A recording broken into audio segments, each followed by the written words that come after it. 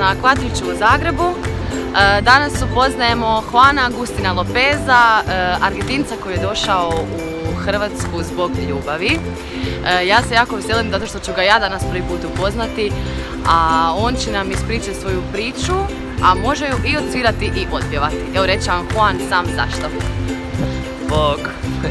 Ja sam Juan Agustin Lopez iz Argentine, imam 31 godinu. Moja žena je Hrvatica porijeklom, imamo kćer, ona se zove Alba, ima 3 godine i sviram u tramvajima i to baš mi je lijepo. Kad sam htio početi, pitao sam vozača je li smijem svirati u tramvaju. Rekao mi je šta? Mogu li svirati u tramvaju? Da, možeš, samo sviraj.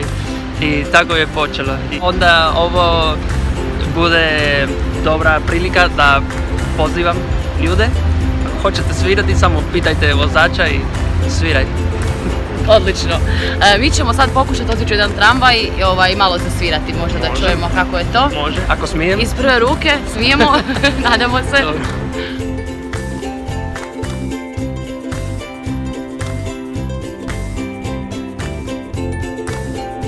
Malo mi je bilo čudno, jer taj prvi dan nisam znao kako bi ljudi reagirali.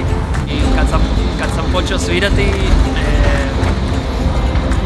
neki gospodin dođe i kaže ja hoću ti dati ovo i bilo je ne znam kunu ili nešto tako. I ja sam rekao neću, hvala, danas je besplatno, sutra vidjet ćemo kako je.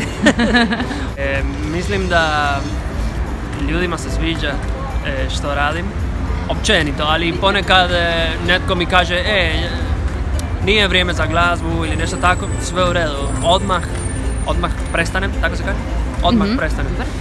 Dok pripremam sve stvari da sviram, uvijek kažem i ljudima svirat ću malo glazbe, ako smetam samo recite, ništa strašno.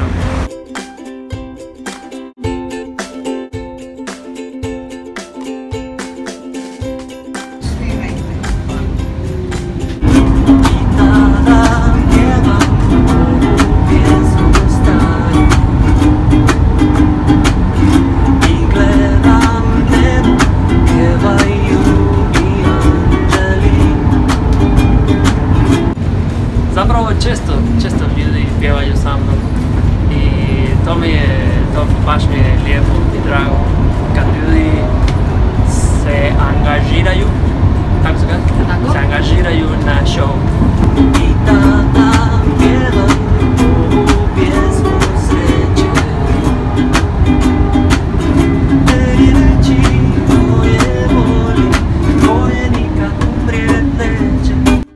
Evo, tu smo s Klarom u Maksimiru i ona će početi svirati. Juan će me naučiti malo ukulele. Može. Idemo. To je druga cijena. Juan, koju pjesmu želiš? Aha, ja bih htio slušati... Može ovako, ajmo.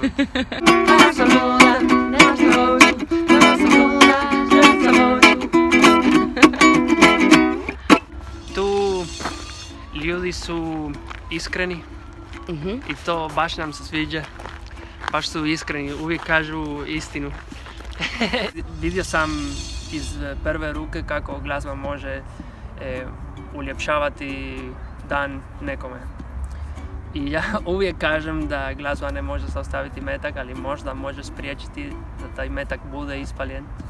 Ja stvarno mislim da umjetnost, općenito, ne samo glazba, ali umjetnost nas čini boljim ljudima. Hoćemo zasvirati onda jedno. Može.